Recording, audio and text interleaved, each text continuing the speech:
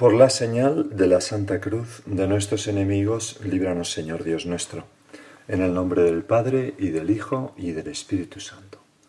Señor mío y Dios mío, creo firmemente que estás aquí, que me ves, que me oyes. Te adoro con profunda reverencia. Te pido perdón de mis pecados y gracia para hacer con fruto este rato de oración. Madre mía Inmaculada, San José, mi Padre y Señor, Ángel de mi guarda, intercede por mí. Himno compuesto por Santo Tomás de Aquino en honor a la Eucaristía, que se llama El Adoro te devote, o Te adoro con devoción.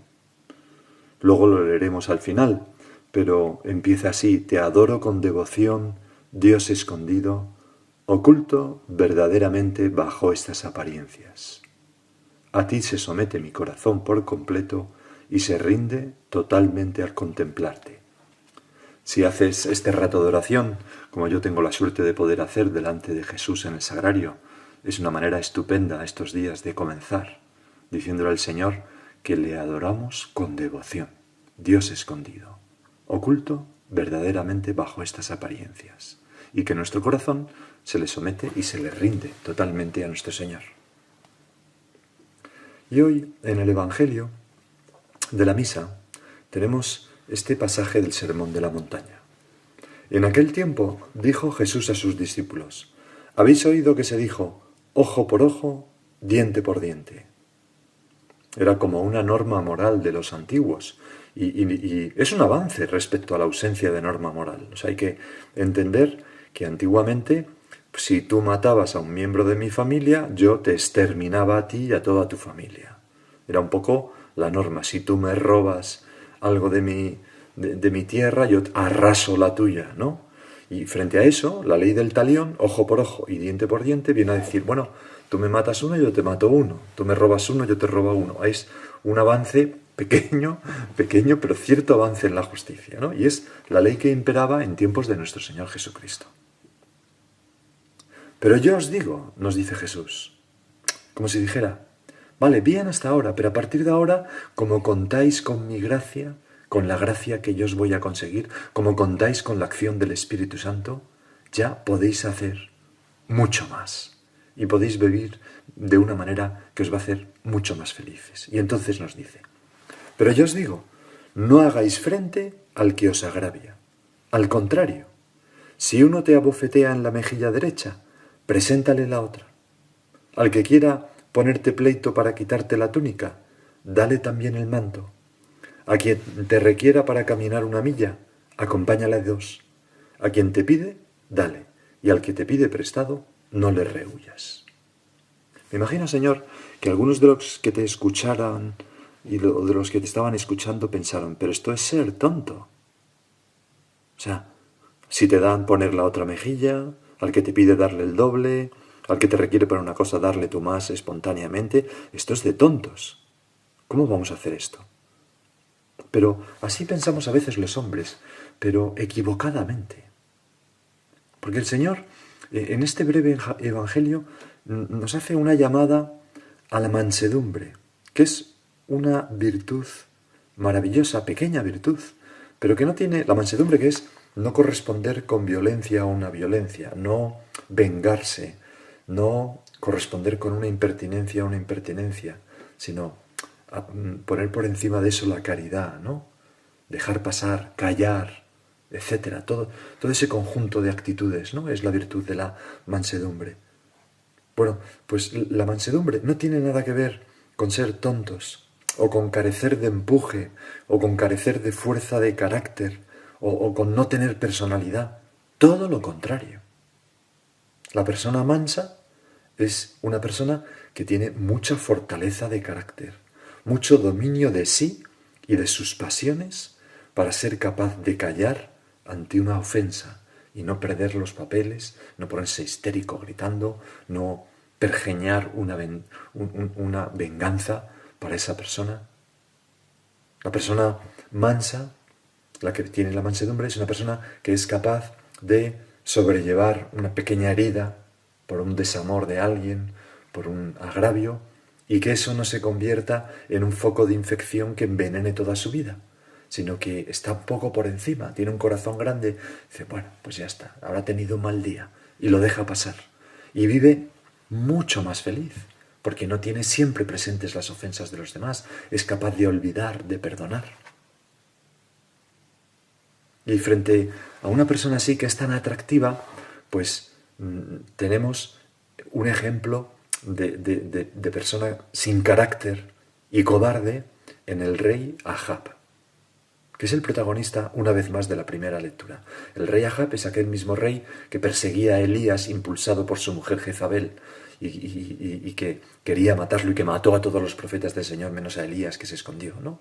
Y tenemos hoy en la primera lectura otro ejemplo de violencia y de falta de escrúpulos de él y sobre todo de su mujer Jezabel.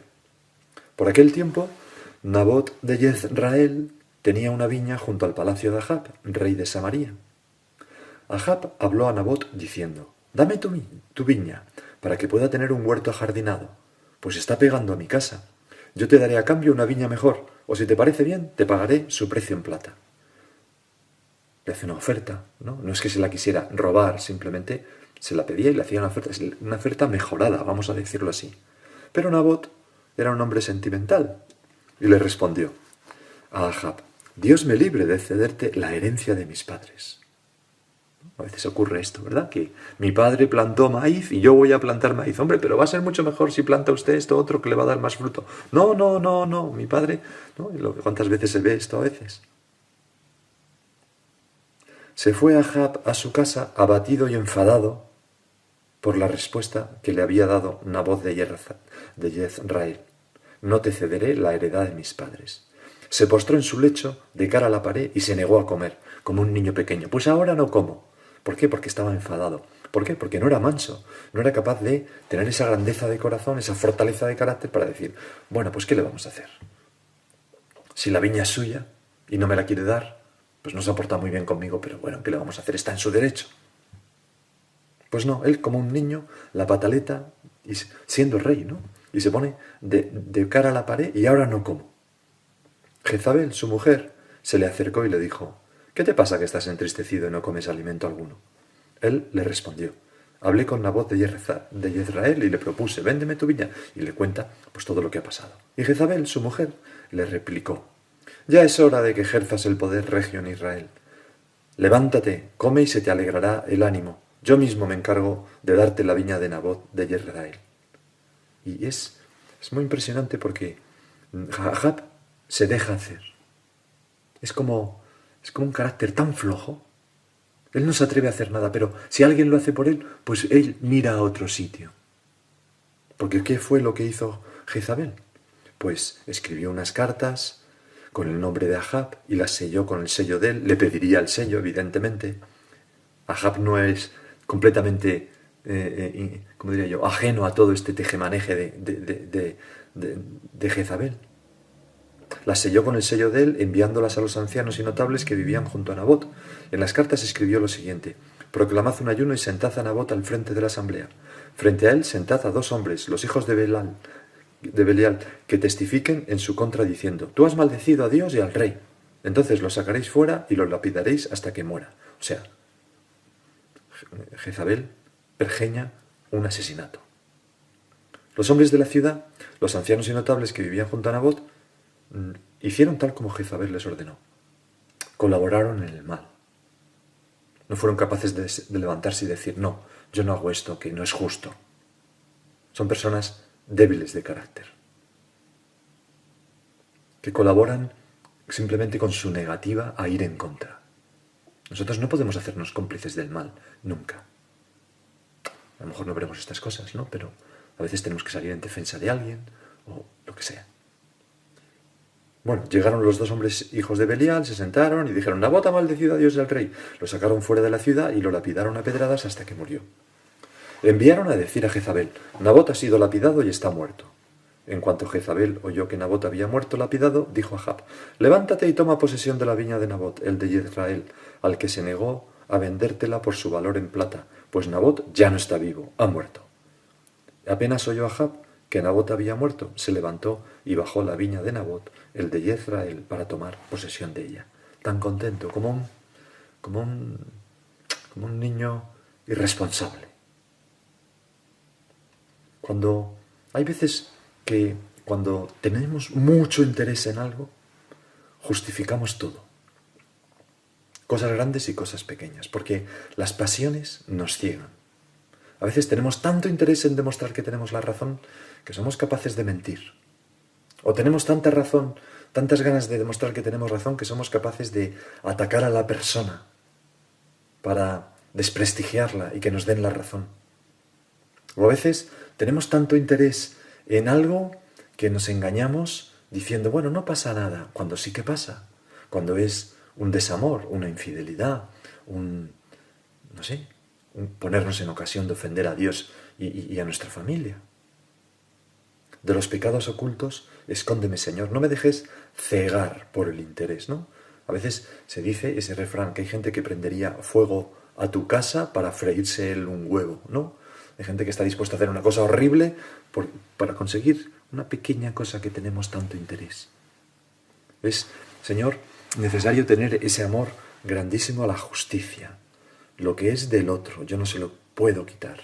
Sus propiedades, su libertad para hablar, para decir, para opinar, para hacer las cosas a su manera. Yo no puedo imponer lo mío a los demás. La libertad de los demás a su buena fama. Yo no soy nadie para robarle su buena fama, etcétera, etcétera. La justicia es una virtud tan bonita porque es la que alcanza el bien, ¿no? Y que no depende de mis intereses, depende de la verdad de las cosas. Vamos a pedirle al Señor que nos haga justos, ¿no? Porque, fijaros, en el Salmo 5, que es la respuesta del Salmo responsorial de la misa de hoy a esta primera lectura terrible, el Salmo dice, tú no eres un Dios que ame la maldad, ni el malvado es tu huésped, ni el arrogante se mantiene en tu presencia. Detestas a los malhechores, destruyes a los mentirosos, al hombre sanguinario y traicionero lo aborrece el Señor. Ningún injusto entrará en el reino de los cielos. Por eso es muy importante que le pidamos al Señor que no nos deje apasionarnos, cegarnos y engañarnos. Y esto en la vida en familia, en cosas pequeñas. Nosotros no andamos, ¿verdad?, matando a pedradas a nadie, evidentemente, pero en muchas otras cosas.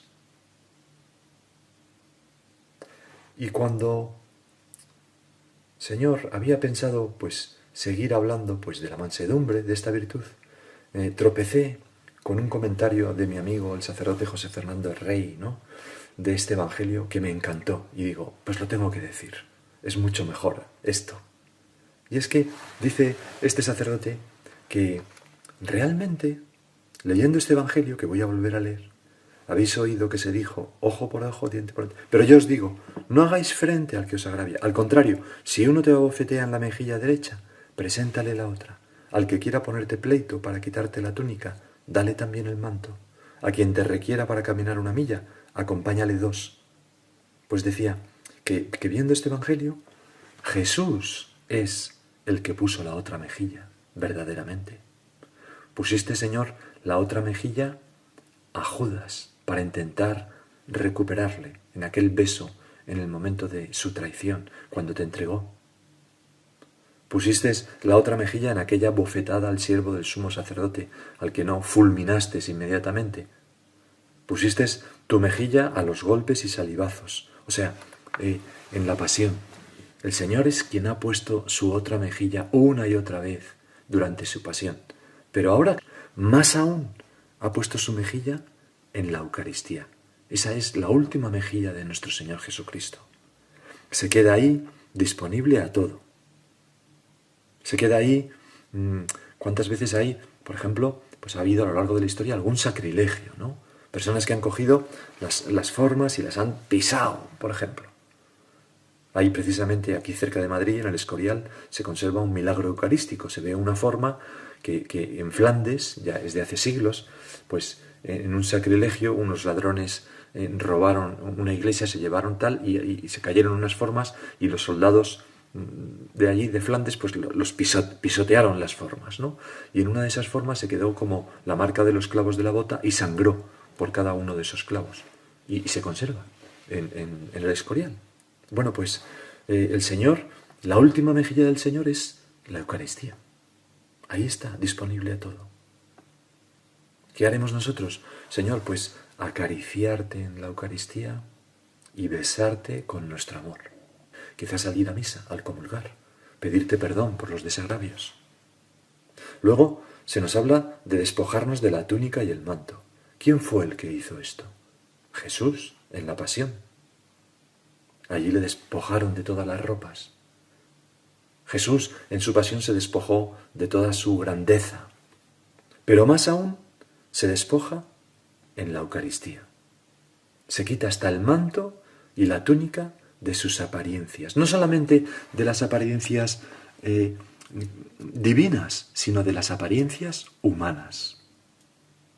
En la cruz, dice la Dorote de Bote, en la cruz se escondía solo la divinidad, pero aquí se esconde también la humanidad.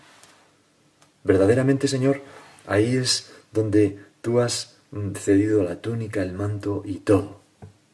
¿Qué haremos nosotros? Pues cubrirte con nuestro cariño, con nuestra reparación y con nuestra adoración.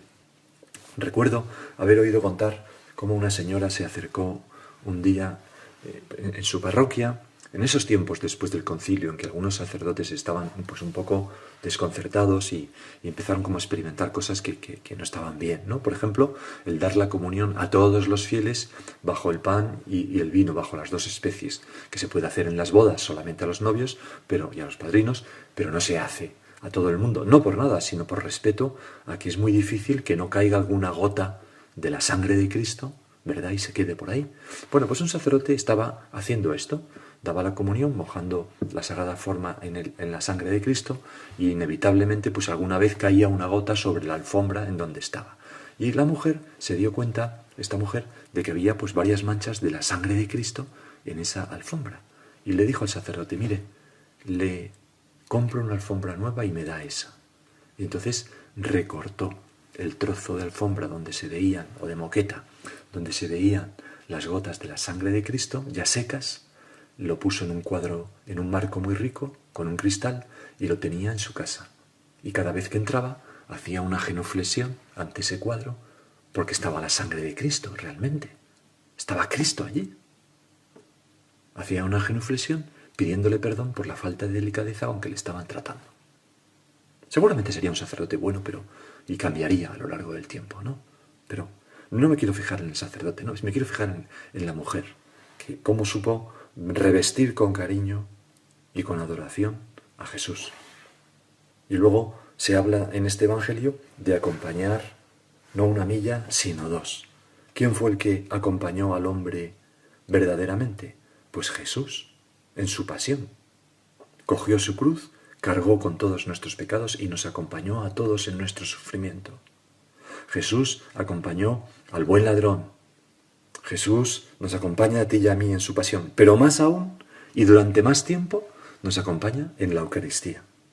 Jesús se ha quedado ahí para que nosotros podamos